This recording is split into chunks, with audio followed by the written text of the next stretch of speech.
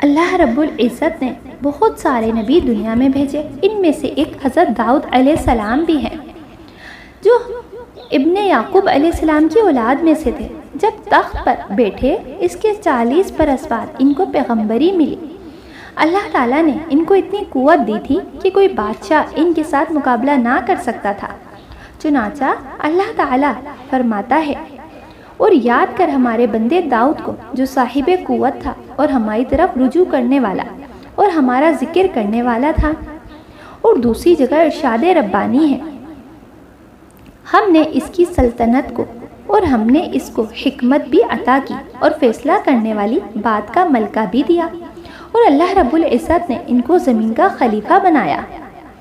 اللہ تعالیٰ نے ان کو ایسا خوش آواز کیا تھا، یعنی جب وہ اپنی آسمانی کتاب زبور کو پڑھتے تو بہتا پانی بھی تھم جاتا تھا۔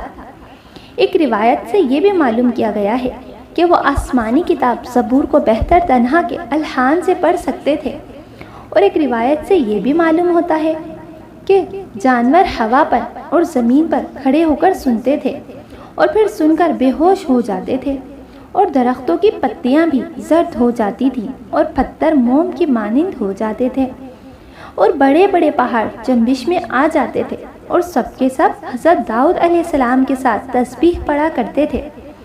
جیسا کہ اللہ رب العزت نے ارشاد فرمایا، اے پہاڑ والے جانور، رجوع سے پڑھو اور تسبیح کرو، اور اسی کے ساتھ کتاب زبور کو بھی پڑھا کرو، جو کہ اللہ نے حضرت داؤد علیہ السلام پر الہام سے وہ آسمانی کتاب نازل فرمائی تھی۔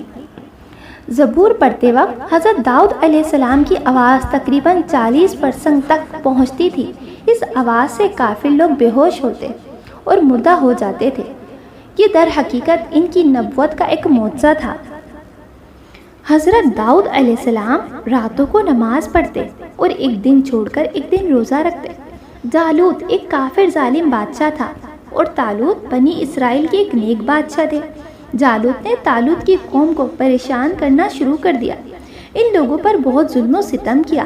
حضرت داؤد علیہ السلام نے اپنے 313 ساتھیوں کے ساتھ مل کر اس کا مقابلہ کیا، اور ظالم کافر بادشاہ جالوت کو قتل کر دیا اور اس کی بہت بڑی فوج کو مار بھگایا۔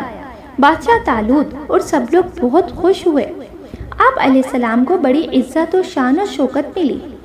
جب بادشاہ طالوت کا انتقال ہو گیا تو سب نے حضرت داؤد علیہ السلام کو اپنا بادشاہ بنا لیا۔